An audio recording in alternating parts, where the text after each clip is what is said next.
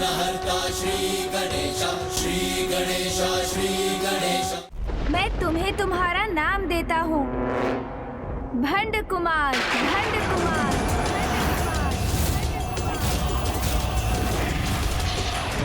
हमारे महानायक भंड कुमार।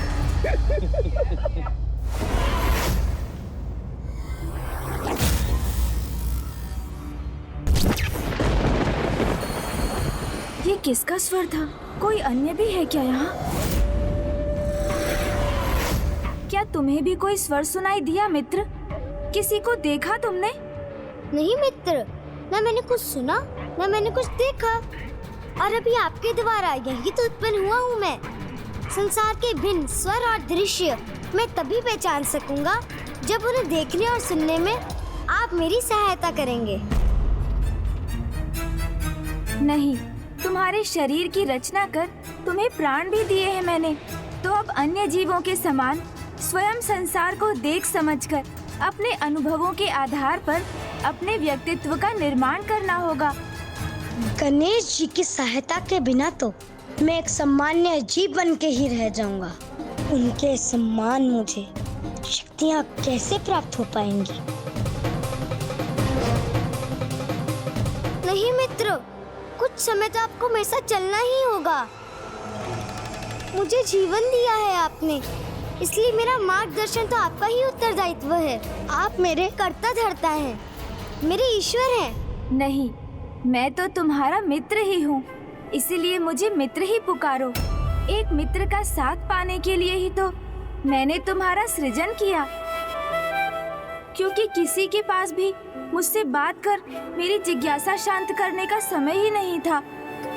मैं तो आपकी प्रत्येक बात सुनना चाहता हूँ, किंतु ज्ञात नहीं आप ही मेरा साथ क्यों ठुकरा रहे हैं। मित्र भी कहते हैं मुझे, और मेरे साथ भी चलना नहीं चाहते हैं। चलिए ना, अपने सबोध मित्र के साथ चलकर मुझे संसार से इतना तो परिचय करा दीजिए, जिससे मुझ में जीवन जीने का विश्वास जागृत हो सके।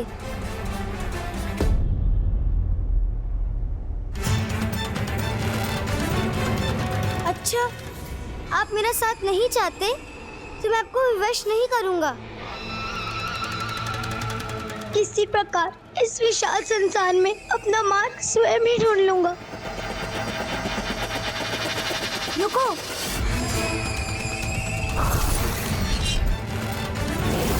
मित्र, निराश मत हो मित्र। मैं कुछ समय तुम्हारे साथ अवश्य चलूंगा, किंतु मात्र एक प्रहर, अर्थात आज सूर्यास्त तक। उसके उपरांत मुझे नाना जी के निवास लौटना होगा। उचित है मित्र, चले? अवश्य।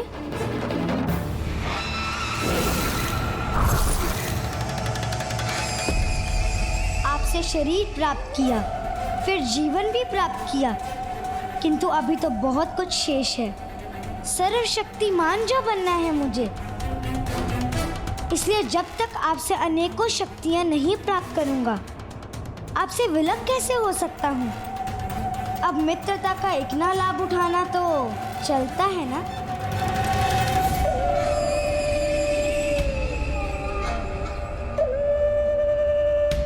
मैंने इसे अपने साथ ले जाना स्वीकार तो कर लिया है, फिर भी मेरे मन में यह कैसा संशय है इसके प्रति। मुझे पूर्ण विश्वास है कि हमारे महानायक भंड कुमार गणेश जी की सहायता से अपार शक्ति प्राप्त कर महाशक्तिशाली महासुर बन जाएंगे।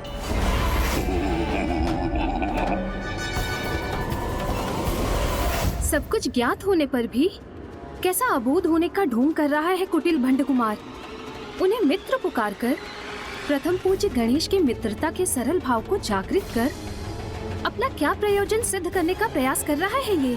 देवी, पथभ्रष्ट संतान अधिक समय तक अपने माता पिता का अनुचित लाभ नहीं उठा सकती, क्योंकि एक समय ऐसा आता है जब स्वयं एक पिता भी अपनी भटकी हुई संतान की सहायता करने से अस्वीकार कर देता है, ताकि वो संतान भी अपने जीवन के कठिन अनुभवों से सीख प्राप्त कर उचित मार्ग पर लौट सके। गणेश अपनी रचना के प्रति माता पिता का ही दायित्व निभा रहा है, किंतु ये भंड कुमार गणेश जी का अनुचित लाभ तभी तक उठा सकेगा जब तक गणेश उसकी वास्तविकता समझकर उसकी सहायता करने से अस्वीकार नहीं कर देता। और स्वयं भगवान द्वारा ऐसा करने का एकमात्र परिणाम हो सकता है एक बहुत बड़ी सीख का सामना करना। और उचित तो यही होगा कि गणेश की सीख से भंड कुमार अपनी मूल प्रवृत्ति में परिवर्तन ले आए। मित्र, संसार में सर्वप्रथम हमारा परिचय देवी प्रकृति से ही होता है, जो एक माता के समान हमें अपने आंचल में आश्रय देती हैं और हमें जल, वायु, पुष्प, फल और जीवन जीने हेतु सब कुछ प्रदान कर हमारा लालन पालन करती हैं। मित्र, और इतना सब कुछ करने पर भी हमसे कभी कुछ नहीं मांगती।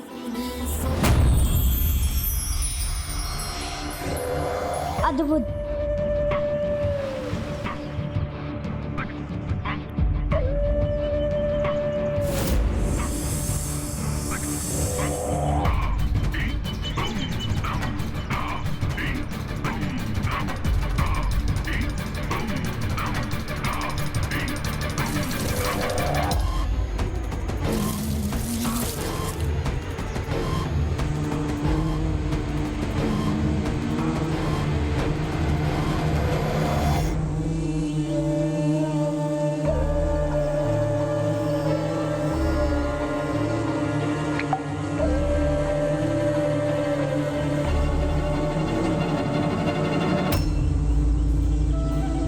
देखा तुमने, तुम्हारे मुख में स्वतः प्रवेश करने वाली इस मधु की बूंद ने भी प्रमाणित कर दिया कि देवी प्रकृति बिना मांगे ही हमें सब कुछ प्रदान कर देती हैं। और उनके इस आचरण से हमें जीवन के प्रथम धर्म निस्वार्थ भाव से देने की सीख प्राप्त होती है। वो क्या है वहाँ? वो एक पुष्प है मित्र, जो सर्वाधिक सुंदर पुष्प पद्म के ही समान है। बहुत ही आकर्षक है ये। सावधान मित्र, उस पुष्प के साथ कांटे भी है।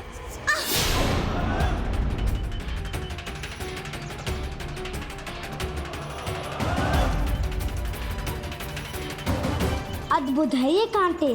आकार में छोटे होने पर भी किसी को इतना बड़ा कष्ट देने में सक्षम है ये कांटे।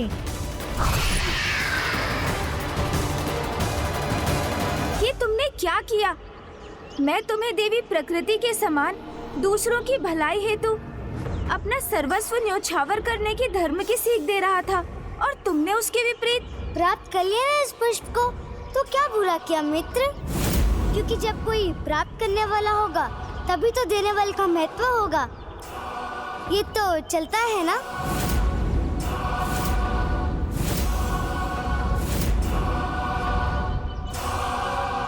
कितने अबोध हो तुम। जिसे तुम प्राप्त करना समझ रहे हो वो छीनना है, जो सर्वथा अनुचित है, क्योंकि जो स्वेच्छा से दिया जाए उसे प्राप्त करने का अधिकार तो है हमें, छीनने का नहीं। एक पुष्प स्वेच्छा से अपनी सुगंध और सौंदर्य हमारे साथ बांटता है, जिनका आनंद हम अवश्य ले सकते हैं, किंतु उस पुष्प को पौधे से विलग करने का कोई अधिकार नहीं है हमें।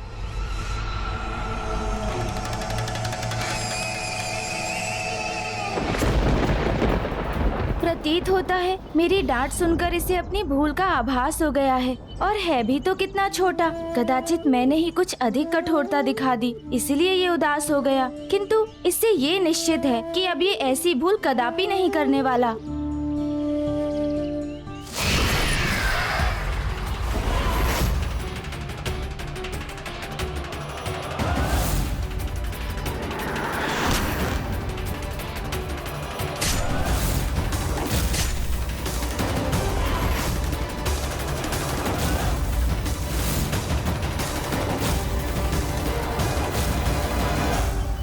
क्या किया तुमने? एक कोमल पुष्प को इतना कष्ट क्यों दिया? आप ही ने तो कहा था हमें इसकी सुंदरता का आनंद लेना चाहिए। तो देखिए मैंने इसको कितना और सुंदर बना दिया।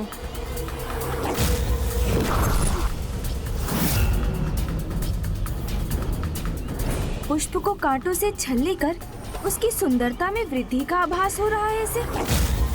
अर्थात ये तो इसके मूल स्वभाव में निहित दुष्टता का ही संकेत है।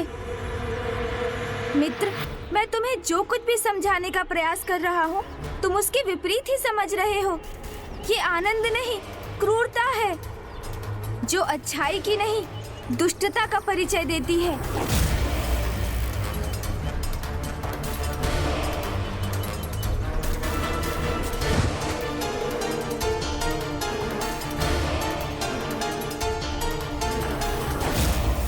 आप मुझे इतने तीव्र सर में उलाना क्यों दे रहे हैं मित्र, जिससे अपार पीड़ा हो रही है मुझे। अब आप ही बताइए, इसमें क्या दोष है मेरा?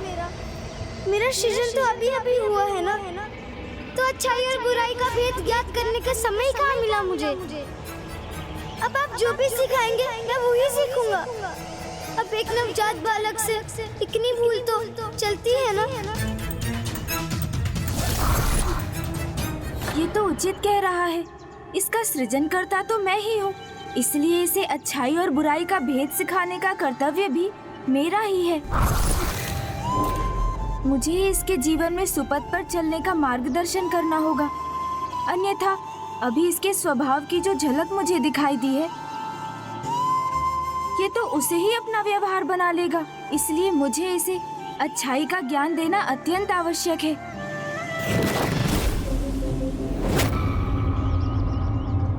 प्रथम पूज्य गणेश जी तो दुष्टता को ही अच्छाई सिखाने का प्रयास कर रहे हैं, जैसे कोई कुम्हार एक पके हुए मिट्टी के पात्र के बिगड़े हुए आकार को सुधारने का प्रयास कर रहा हो।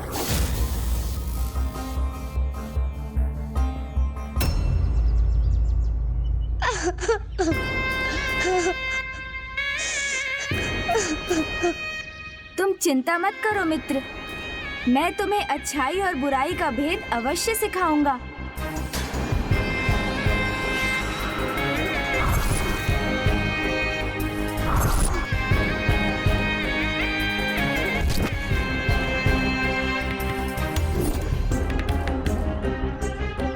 आओ मित्र, अब दुखी मत रहो, मेरे साथ चलो।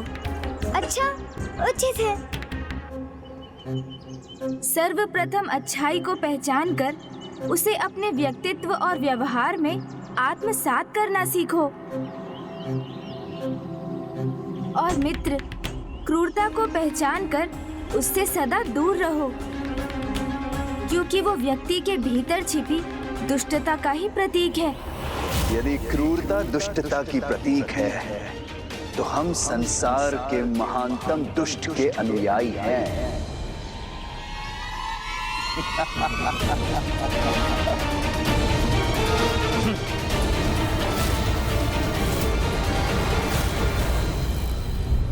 ये अचानक कहाँ अदृश्य हो गए ये दोनों?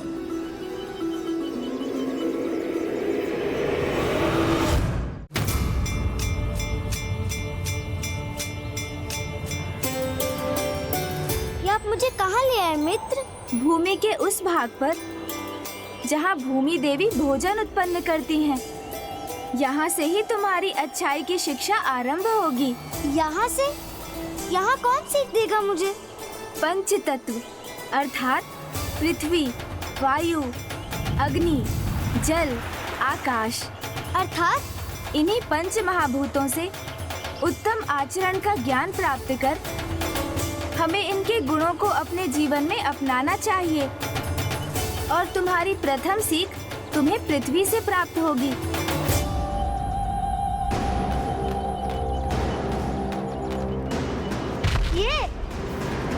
ये पृथ्वी, ये लाचार पृथ्वी वाला मुझे क्या सिखा सकती है? दया, दया और सहनशीलता, पृथ्वी के ये दो महान गुण तुम्हारे भीतर अच्छाई जागृत करने के लिए अति आवश्यक हैं। तुमने माता पृथ्वी को अपने पांव से कुचलकर उन्हें कष्ट दिया, किंतु तुम्हारी इस क्रूरता को सहन करने पर भी तुम्हें अपनी दया से दूर नहीं किया उन्होंने। तुमसे अपने ऊपर स्थित रहने का अधिकार नहीं छीना। और इतना ही नहीं मित्र, वो तो अभी भी तुम्हें और बहुत कुछ प्रदान करेंगी।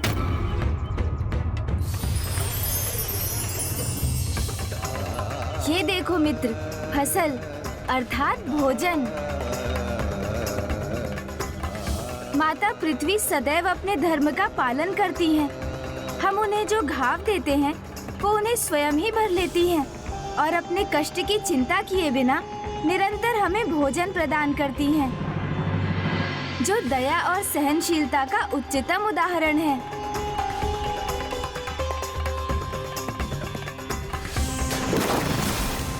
दया और सहनशीलता तो मूर्खता है। यहाँ वास्तविक सीख तो ये है कि लाचार को जितना प्रताड़ित करोगे उससे उतना ही लाभ उठा सकोगे।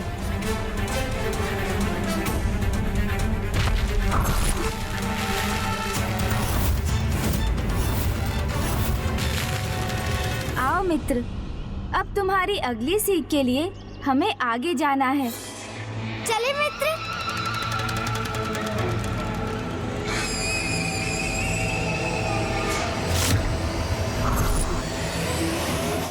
ये असुर तो अच्छाई के उदाहरण से भी बुराई की ही सीख प्राप्त कर रहा है। तो मेरा अनुमान सत्य ही था। गणेश जी से सुधारने का कितना भी प्रयास क्यों न कर लें, किंतु ये कदापि नहीं सुधरेगा।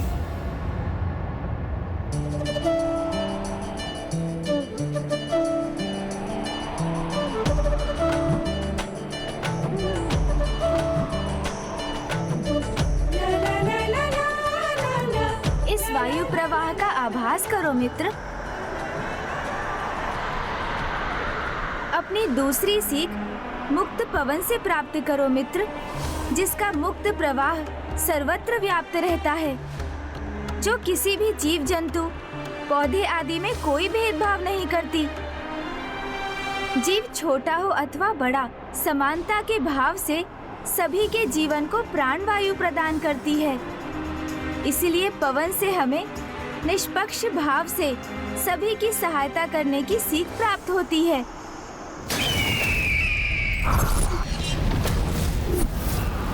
पवन से तो एक ही सीख प्राप्त हुई है मुझे। मुक्त रहो, सर्वत्र विचरण करो और जब इच्छा हो तो भवंडर बनकर सर्वनाश कर दो। आओ मित्र।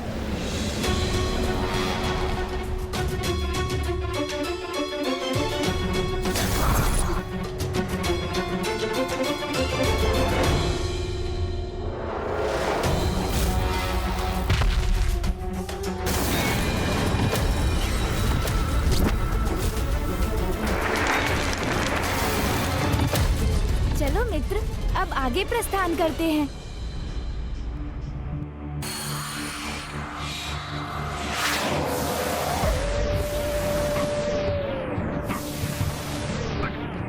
और अब अच्छाई से सर्वप्रथम महत्वपूर्ण गुण जो तुम्हें इसी आकाश से सीखना होगा।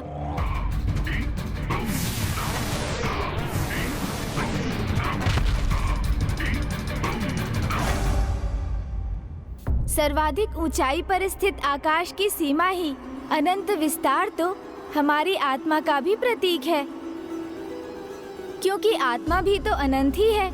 और जिस प्रकार आकाश में मेघों के छटने पर आकाश निर्मल हो जाता है, उसी प्रकार सांसारिक मोह बंधन रूपी मेघों के छटने पर आत्मा सर्वव्यापी परमात्मा से एकीकार हो सकती है। अर्थात आकाश से हमें ये सीख प्राप्त होती है कि ईश्वर की संपूर्ण रचना एक ही है। तुम ब्रह्मांड के भाग हो, तो समस्त ब्रह्मांड तुम में ही समाहित है।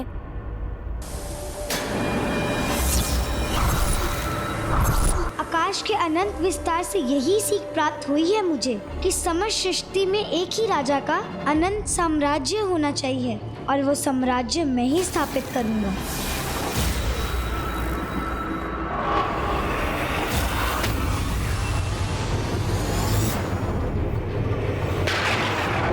जो स्वयं प्रथम पूज्य गणेश द्वारा प्रदान किए गए ज्ञान को ग्रहण करने में अक्षम है, उससे भला क्या आशा की जा सकती है।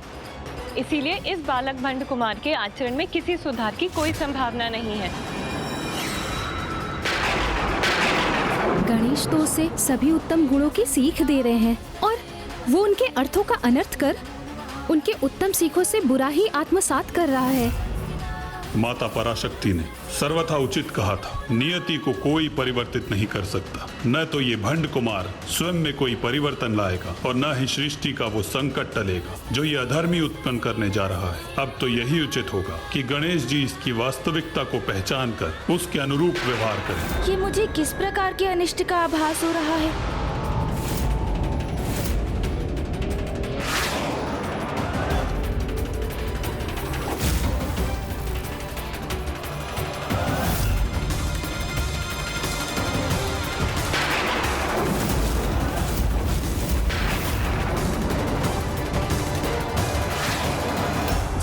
बिच्छू डंक मारने की प्रवृत्ति का त्याग नहीं कर पाता, उसी प्रकार दुष्ट व्यक्ति भी अपने अवगुणों से मुक्त नहीं हो पाता।